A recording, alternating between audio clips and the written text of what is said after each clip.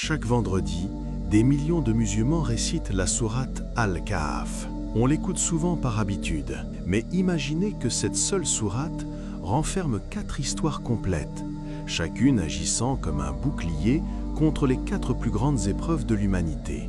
Au cœur de ces récits se cachent des connexions si délibérées et si précises qu'une fois que vous les aurez vues, vous ne lirez plus jamais Al-Kahf de la même façon.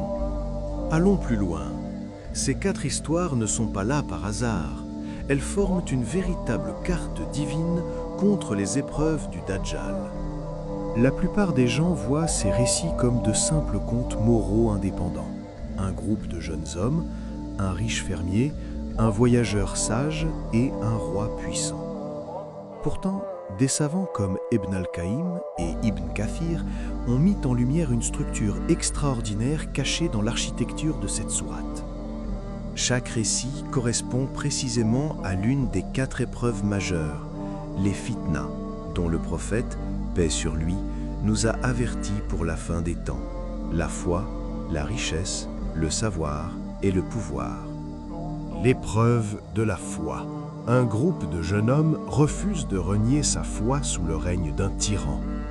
Pour se protéger, ils se retirent dans une caverne et s'endorment miraculeusement pendant 309 ans. Après ce long sommeil, Allah les ressuscita. Désorientés, ils se demandèrent combien de temps ils ont dormi. Leur réponse fut « un jour ou une partie d'un jour ». Pourtant, à l'entrée de la grotte, un signe ne trompait pas.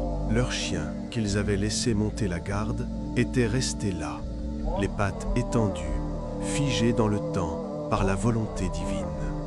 La faim les tiraillant, ils envoyèrent l'un d'entre eux vers la ville avec leurs pièces d'argent, lui recommandant la plus grande prudence pour ne pas être repéré par le tyran qu'il fuyait. Mais à son arrivée, le choc fut total. Le monde avait radicalement changé. Ces pièces de monnaie étaient devenues antiques et la ville, autrefois hostile, était désormais monothéiste. Le détail mathématique ici est fascinant. Le Coran précise qu'ils restèrent 300 ans auxquels on ajouta 9. Pourquoi cette formulation? Parce que 300 années solaires correspondent précisément à 309 années lunaires. Une signature mathématique que seul le créateur des 2 calendriers pouvait laisser. Cette histoire est le premier rempart contre les Dajjal, car il viendra exiger qu'on l'adore comme un dieu. Les gens de la caverne nous enseignent la survie.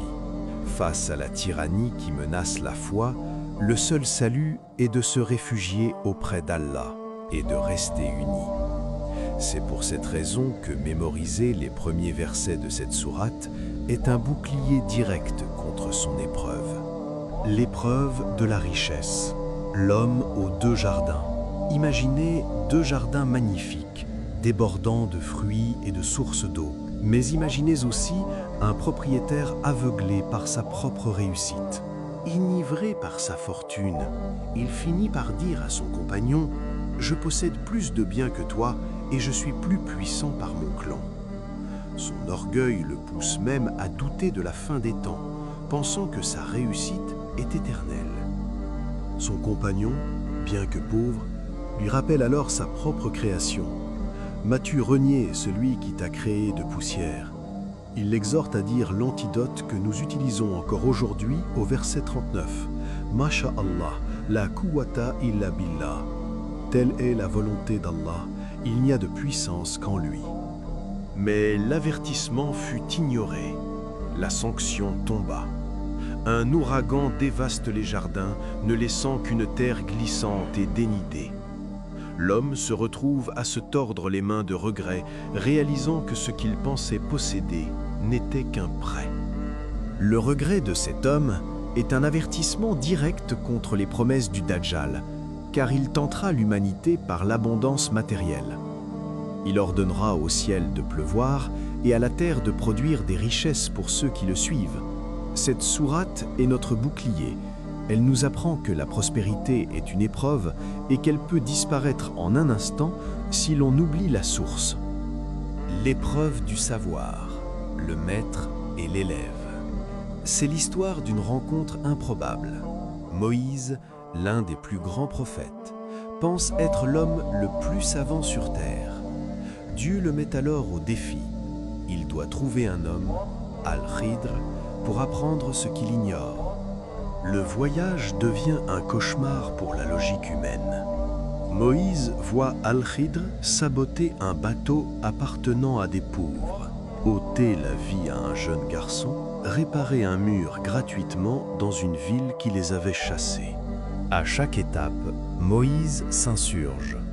Il voit l'injustice, là où Al-Khidr exécute un plan divin.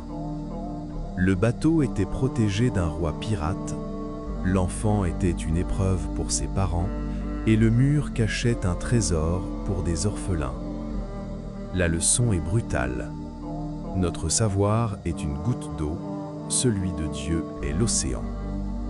C'est l'épreuve de l'humilité face à ce que l'on ne comprend pas. Nous jugeons le destin sur une seule scène, alors que Dieu a déjà écrit tout le scénario. Et c'est ici que le piège se referme. Le Dajjal viendra avec un faux savoir, capable de nous faire voir le bien comme un mal et le mal comme un bien. Si nous n'apprenons pas, comme Moïse, à soumettre notre logique à la sagesse divine, nous serons les premiers à être dupés par ces illusions. Lire Al-Kahf chaque vendredi, c'est entraîner notre regard à ne pas s'arrêter à la surface des choses. Enfin, l'épreuve du pouvoir. Imaginez un homme à qui Dieu a tout donné, la force, la science et une armée invincible. Dhul Qarnayn traverse le monde de l'endroit où le soleil se couche jusqu'à l'endroit où il se lève. Il ne conquiert pas pour sa gloire, mais pour la justice.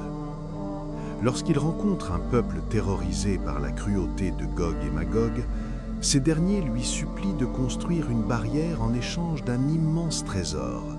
N'importe quel roi aurait accepté l'or. Mais Dhul Qarnayn répond « Ce que mon Seigneur m'a accordé est bien meilleur ». Il refuse leur richesse et leur demande simplement leur force de travail. Il mélange le fer et le cuivre en fusion pour ériger un rempart infranchissable.